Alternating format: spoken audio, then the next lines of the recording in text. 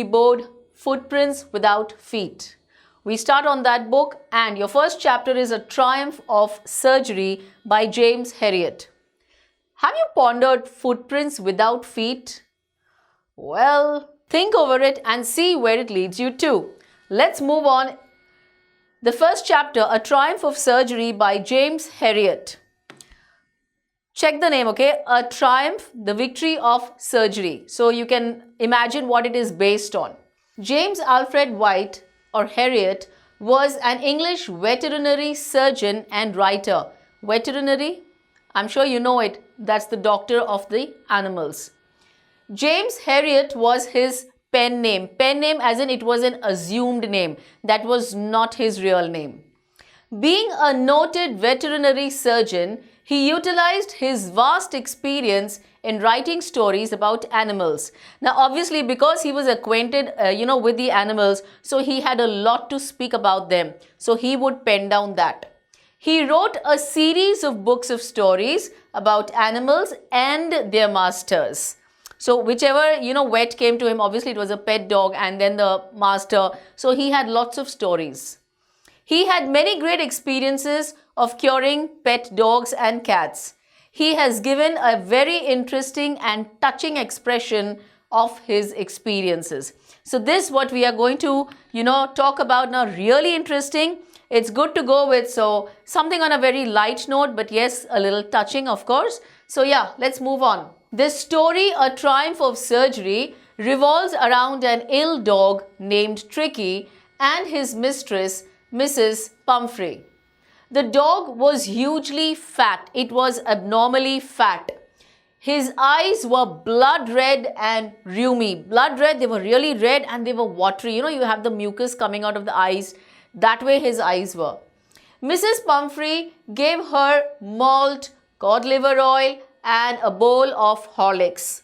Still, Tricky had no energy. In spite of having all the healthy food, right? He was fed all the healthy food, yet he had no energy. The doctor advised her to cut down on sweet things. The doctor told her, look, you better not feed Tricky the sweet things. Don't do it, otherwise he will fall more sick. Now, obviously, he was a vet. He was the doctor. So he knew what the animals are supposed to have. Tricky left eating and kept vomiting, continuously vomiting. He was to be hospitalized. Finally, he had to be hospitalized. The doctor gave Tricky nothing to eat for the first 2 days except water. Now, he knew, was very well aware that, he has overeaten because he was overfed. So he, just gave him water for 2 days. On the third day, there were signs of improvement. He started taking food properly. The doctor didn't give him any medical treatment. Tricky used to run around and play with the other dogs cheerfully. Soon, he recovered completely. Mrs. Pumphrey continued inquiring about Tricky on phone. When she came to collect the dog, tears were shining in her eyes. She called this magical recovery a triumph of surgery. So I think the plot has somewhat revealed that entire story to you, but let's go at length to understand a little better and get more of it. I was really worried about Tricky this time. I had pulled up my car when I saw him in the street with his mistress. Now, who's the I? The doctor. And I was shocked at his appearance. Now, I was going and I saw Tricky and, Mrs. Pumphrey, his mistress, and I felt somewhere this thing, he's not well. He's definitely not well because the appearance was not even telling me that. He had become hugely fat, like a bloated sausage. Now, you know the shape of a sausage, right? It's a finely minced meat stuffed into long cylindrical cases. Those sausages, those who have non-vegetarian food. He said he looked like him, a bloated sausage with a leg at each corner. So you can imagine that shape. His eyes bloodshot and rheumy. Rheumy as in water discharge from a mucous membrane of the nose or eyes. They were very watery, his eyes. stared straight ahead and his tongue lolled from his jaws. So you see the appearance that shows that the dog was totally sick. Mrs. Pumphrey hastened to explain. He was so listless. Listless as in lacking energy and enthusiasm. Mr. Harriet, now she's come to the doctor and she's telling him he was so listless. He was so, lacking energy and enthusiasm. He seemed to have no energy at all. I thought he must be suffering from malnutrition. Now, she is the mistress. And the pet is, like a member of the family. So it's like your child. So what she thought, being sort of a motherly feel that maybe he's, more hungry. He's not being fed properly. So she gave him a lot of food. So I have been giving him some little extra between meals to build him up. Some malt and cod liver oil and a bowl of Horlicks at night to make him sleep. Nothing much really. Now she's giving him so much and she's telling the doctor, oh, that's it. So generally, that's what the mother feels for the child. And she tries to cover up that, no, he doesn't eat so much. It's just so little. Every mother feels like that. And did you cut down on the sweet things as I told you? Now Mr. Harriet is asking her, okay, this is what you feed. But did you cut down on the sweets just like I told you? I did for a bit. But he seemed to be so weak, I had to relent. He says, see, I did try doing that. Now you can easily make out that she didn't. But you know what? He seemed to be so weak that again I had to continue giving it to him. He does love cream cakes and chocolates. So I can't bear to refuse him. Say, he loves all this. So how do I stop him? I had to feed him. Not realizing what was going to be the effect. I looked down again at the little dog. That was the trouble. Tricky's only fault was greed. He had never been known to refuse food. Even Tricky was such that whenever he was given the food, whether hungry or not hungry, he would keep eating food. And that is the case with us humans as well. So we are supposed to eat when the stomach rings the bell. When you have a bell ringing in your stomach that, okay, now I'm hungry, time to eat. And if we don't listen to that bell, if we don't eat at that point of time, if we postpone it, that is where we all fall sick. That is the root of all your diseases. So all your diseases start from there. So you need to be very disciplined when it comes to eating habits. Yeah. So this is the situation. See, this is the condition, what happens. So he had never known to refuse food. He would tackle a meal at any hour of the day or night. Any time you would give him a meal, he would enjoy it. He would just take it.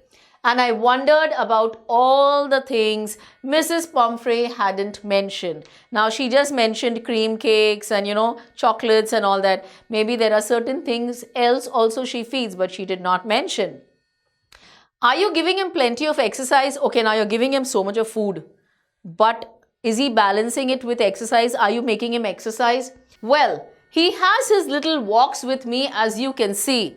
But Hodgkin, the gardener, has been down with lumbago, so there has been no ring throwing lately.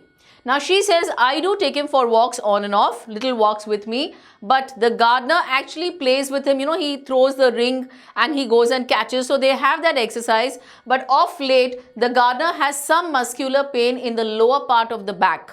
That is the reason it's not possible. Now, the doctor is trying to sound really, very seriously and very aggressively. He's telling her, look, I try to sound severe. Now, I really mean this. If you don't cut his food right down and give him more exercise, he is going to be really ill. You must harden your heart and keep him on a very strict diet. He says, see, right now, if you don't control your emotions, if you stop, just overflowing of your love, he will fall sick. You think you are loving, but you are actually making him more sick. So you have to stop it right now. You have to cut on his food and give him more of exercise. So he has to go on a very strict diet. Mrs. Pumphrey wrung her hands. She was like, oh God. Oh, I will, Mr. Harriet. I'm sure you are right. But it is so difficult, so very difficult. Now, I guess, she is feeling bad for the animal, but she does not realize the doctor knows more than her. And she's saying, how do I stop him from eating if he's hungry? She set off, head down along the road, as if determined to put the new regime into practice immediately. Regime as in a prescribed course of exercise and diet. Now, just like he told her, you will have to do it. So, she walks, she feels bad about it, that she will not be able to feed him. And she feels, okay, now I am going to do exactly what the doctor says. I watched their progress with growing concern. Now, the doctor was so very well aware that now I need to keep a watch, otherwise this animal is going to die. So, he was constantly keeping a watch. Tricky was tottering along in his little tweed coat. He was tottering as in he was unsteady, he was feeble. He was not very strong, just like the dogs generally move. He was not like that. In his little tweed coat is, some rough sort of cloth. It's a furry cloth. They have that coat out of it. So the dog had his coat out of it. He had a whole wardrobe of these coats for the cold weather and a raincoat for the wet days. Now for daily, probably he had the tweed coats, that's like I told you, some rough furry cloths sort of thing. And he had those for the cold days and he had the raincoat for the wet days. He struggled on, drooping in his harness. He kept struggling because he was not well. And he was literally drooping in his harness, that the whole set of straps that they have all around, like the dog has.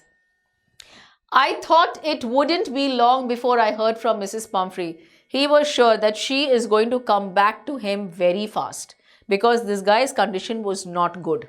Tricky was not at all looking good, the condition. The expected call came within a few days, like he was expecting that, she is going to contact him. She did. Mrs. Pumphrey was distraught. Distraught as in she was extremely worried.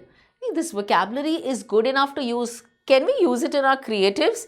Please keep the meanings in mind and keep doing it. Even when you're conversing, you can use these words because you have it so very well written. You have the right connection. You have the slide, your text and your meanings. Make use of it, yeah? Please do that. Good. So, Mrs. Pumphrey was distraught. She was extremely worried.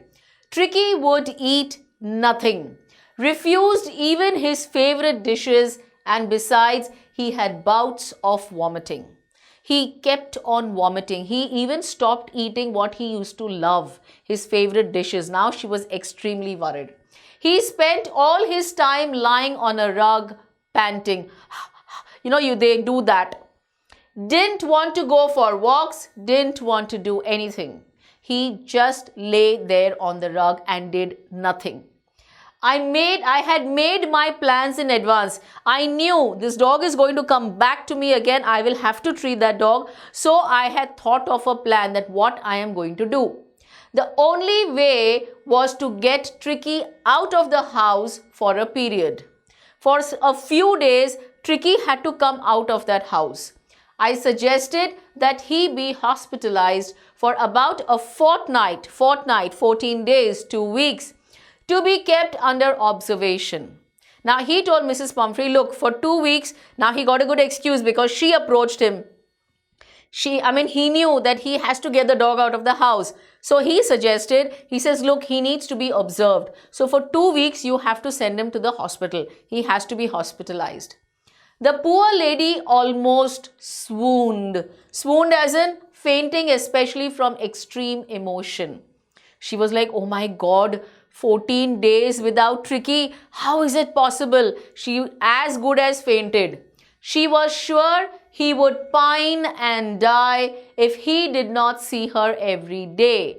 She was sure that he would die due to sudden decline in health. He was definitely going to die if he did not see her. He wanted to see her every day because they had a very good attachment, both of them. So, she felt that he would really die if she wouldn't, if they wouldn't see each other. That was the case. But I took a firm line. I made a firm decision. I said, no, it has to happen. Tricky was very ill and this was the only way to save him. In fact, I thought it best to take him in without delay, and followed by Mrs. Pumphrey's wailings, I marched out to the car carrying the little dog wrapped in a blanket. He says this is the only solution, this is the only option, there is no other option you have. So very quietly, she kept, she was literally crying. She was in pain that how can I stay away from him? But he just went there. He went to the car and he brought the dog wrapped in a blanket. He just took him. The entire staff was roused. Roused as in caused to stop sleeping, awoken. They all lost their sleep and the maids rushed in and out, bringing his day bed, his night bed, favorite cushions, toys and rubber rings, breakfast bowl, lunch bowl, supper bowl. Imagine. Now the dog is going to the hospital. So all these things went along with Tricky because they were all his favorite and he was used to all this. So Mrs. Pumphrey said, oh, he must have all his things with him. Realizing that my car would never hold all the stuff, he says, oh my God, there are so many things. He said, it's enough. My car cannot hold more than this. I started to drive away. I just moved away. Whatever they kept, I said enough and I moved away. As I moved off, Mrs. Pumphrey with a despairing cry threw an armful of the little coats through the window. As I was about to move, she just threw the coats through the window that he needs it. I looked in the mirror before I turned the corner of the drive. I was seeing, the rear view mirror. Everybody was in tears. They all the people, the house members who were parting from Tricky were crying. Out on the road, I glanced down at the pathetic little animal gasping on the seat by my side. I just looked at him, he was there beside the driver's seat, and I says, just look at his condition, it's so pathetic. I patted the head and Tricky made a brave effort to wag his tail. His battery was fully down, right? So he somehow made an effort, to wag his tail. Poor old lad, I said, you haven't a kick in you. Haven't a kick as in barely having any energy left. You don't have any energy left in you. But I think I know a cure for you. Says, don't worry. I know I'm going to cure you very well. Everything will be fine. At the surgery as in the place where a doctor, a dentist or a veterinary surgeon treats the patients. So yeah, at the surgery, the household dogs surged round me, and they moved suddenly and powerfully. They were going round and round Mr. Harriet. Tricky looked down at the noisy pack with dull eyes and when put down, lay motionless on the carpet. Now, though those dogs were running around Mr. Harriet and barking and making a lot of noise, still he looked, Tricky looked at the noisy pack, but his eyes were dull and he was motionless. He did not move. He was just there on the carpet. The other dogs, after sniffing round him for a few seconds, decided he was an uninteresting object and ignored him. Now, because Tricky did not react, he did not play with them, he did not bark back, they found him uninteresting. He says, oh, let's just, forget him and, enjoy ourselves. I made up a bed for him in a warm, loose box next to the one where the other dogs slept. All the other dogs slept, where they slept next to them, I put up his bed as well. For 2 days, I kept an eye on him, giving him no food but plenty of water. For 2 days, I was constantly observing him, did not serve him any food, only gave him lots of water to drink. At the end of the second day, he started to show some interest in his surroundings, and on the third, he began to whimper when he heard the dogs in the yard. So, Mr. Harriet's cure was actually working. On the second day, he started showing, end of second day, because he was given no food and lots of water. So he started to show some interest in his surroundings. He started getting more interested around, looking around.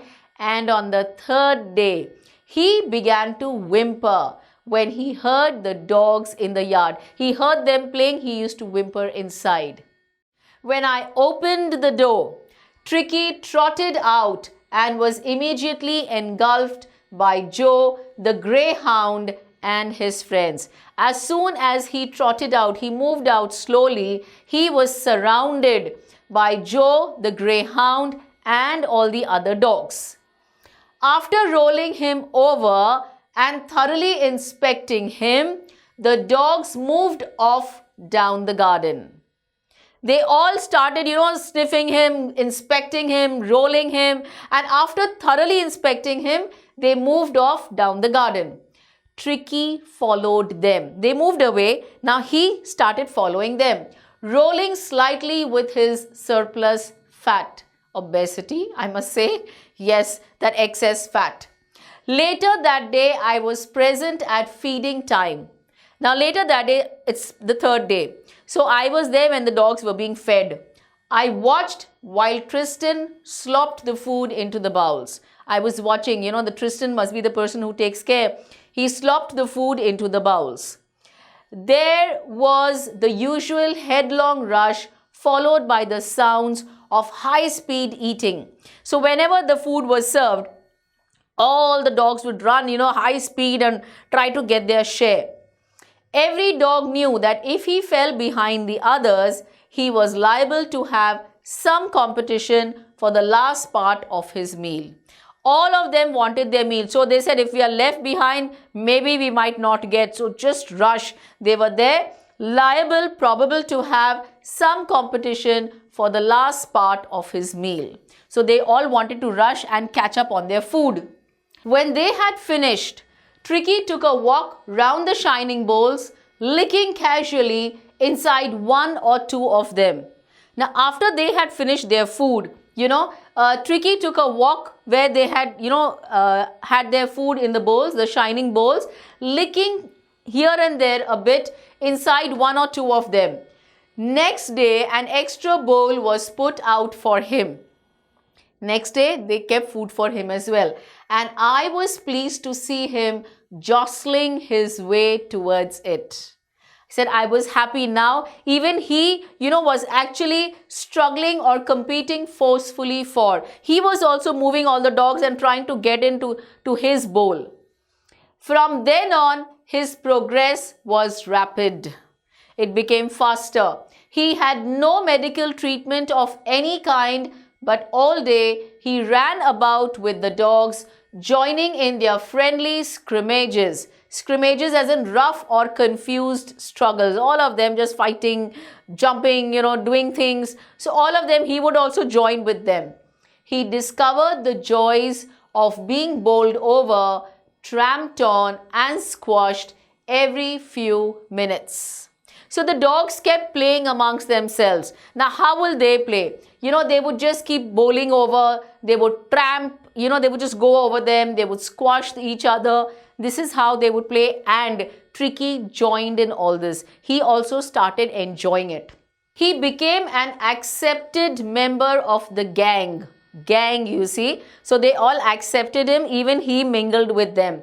An unlikely, silky little object among the shaggy crew. Shaggy as in having long, thin, unkempt hair. So amongst all these, Tricky was, he was a silky little object among these people who had those long, unkempt hair, fighting like a tiger for his share at meal times and hunting rats in the old hen house at night.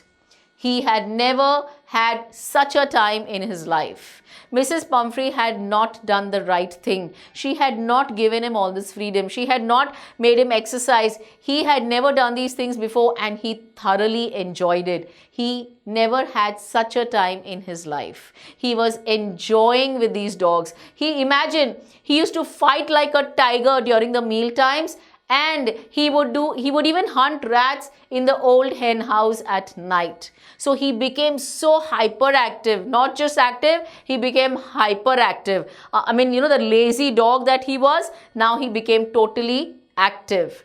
So he had a wonderful time. All the while, Mrs. Pumphrey hovered anxiously in the background, ringing a dozen times a day for the latest bulletins. Now, while he was here, those 14 days, every time, all the while, the mistress would anxiously, wait in the background, and she would call a dozen times trying to find out what's the latest, how is he, is he progressing, how is his health. So she bulletins here as in short official updates or pieces of information regarding his health. I dodged the questions about whether his cushions were being turned regularly or his correct coat worn according to the weather, but I was able to tell her that the little fellow was out of danger and convalescing rapidly, as in recovering from the illness. I did not bother to answer her questions. Oh, have you changed the cushion? Have you turned it upside down? Have you worn him the right coat? He said I used to dodge all those questions. All that I would tell her was, look, he is out of danger and now he is recovering very fast. The word convalescing seemed to do something to Mrs. Pumphrey. She was somewhere really happy. She started to bring round fresh eggs, 2 dozen at a time, to build up Tricky's strength. Now, Tricky is yet with Mr. Harriet. Okay, he is still in the hospital. So when she heard that now he has started eating, he's, running about, he's exercising, as in he's moving about with the other dogs. So she was like, oh, that's great. So now what she started doing was, she started to bring eggs for Tricky's strength, to strengthen. He must have become weak, the poor fellow. Please feed him some eggs. For a happy period, my partners and I had 2 eggs each for breakfast. The eggs came for whom? Tricky. Who was enjoying them? Mr. Harriet and the partners.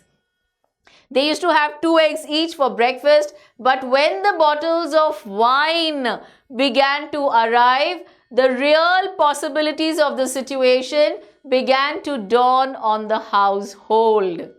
Now, eggs came, they enjoyed. But just imagine, for Tricky even came bottles of wine.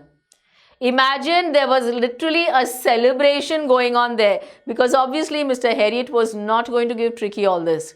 So he says the real possibilities of the situation began to dawn. It started happening in the household.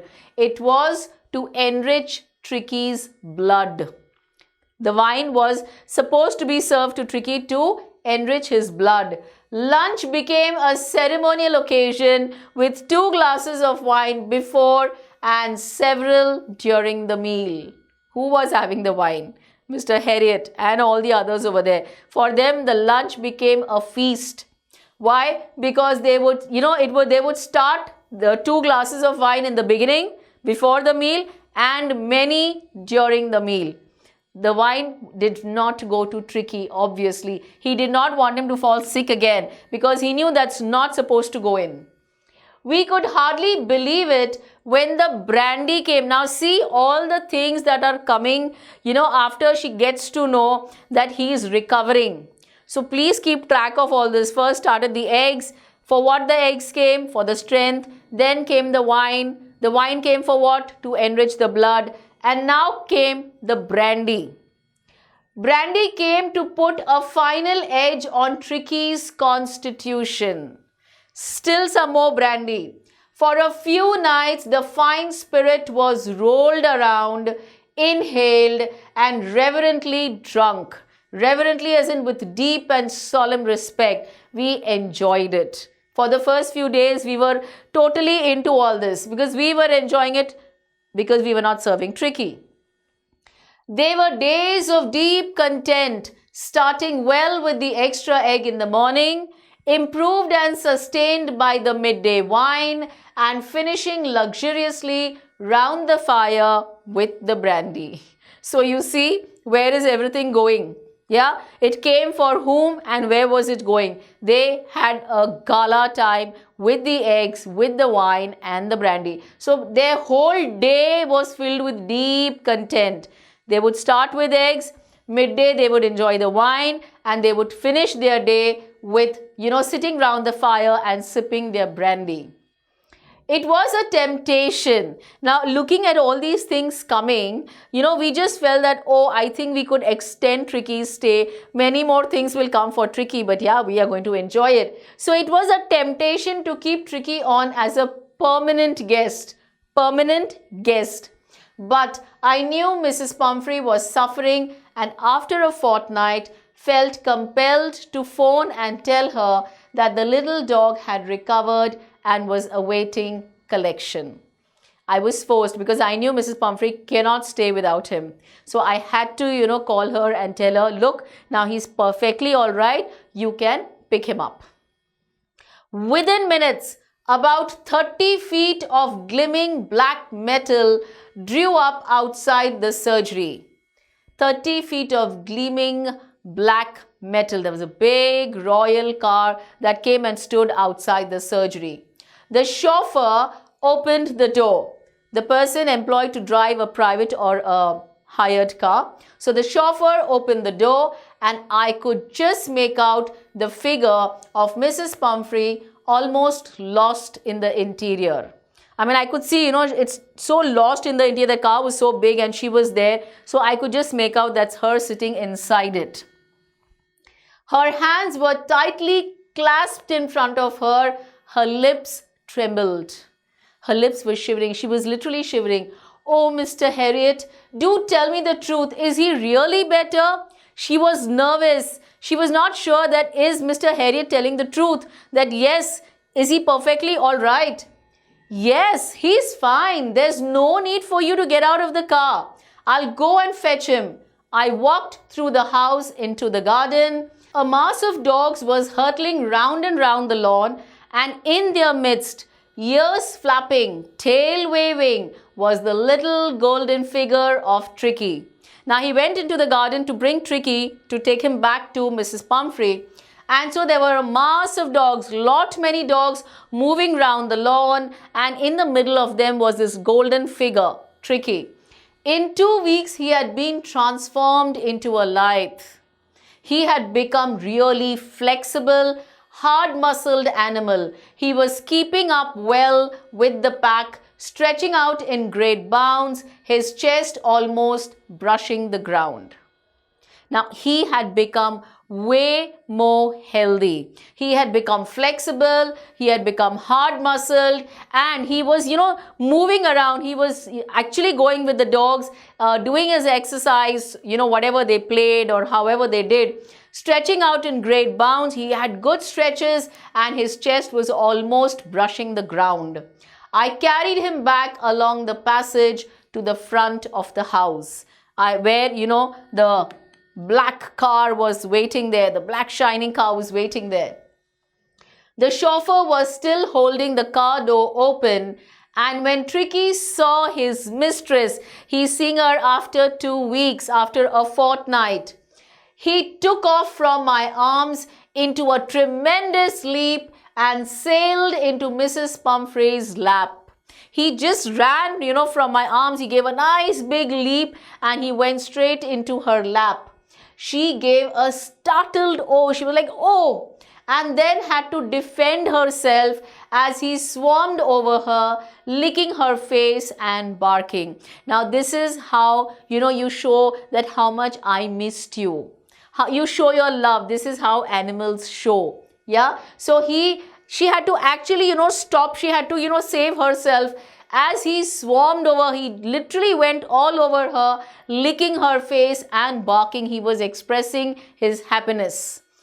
During the excitement, I helped the chauffeur. Now, while that was going on, I helped the chauffeur to bring out the beds, toys, cushions, coats, and bowls, none of which had been used.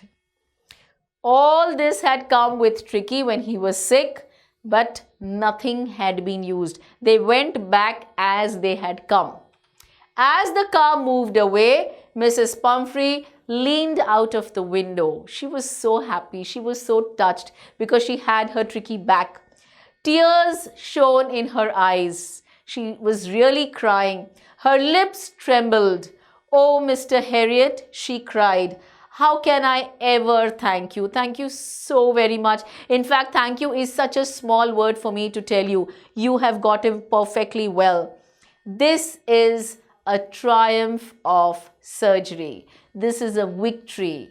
The surgery is the place. This is a big victory where my dear pet, my dear Tricky had come to you in such a bad shape, in such a bad condition, and today he is absolutely perfect. He is back to square one. And so she expresses her gratitude to Mr. Harriet. Isn't that touching? I mean, just imagine, she doesn't even know that he was not even given any medical treatment. He had not used any of those luxuries. All that he wanted was some good exercise, and with the company of the other dogs, he did it all. So the plan Mr. Harriet had made, for curing Tricky worked perfectly well.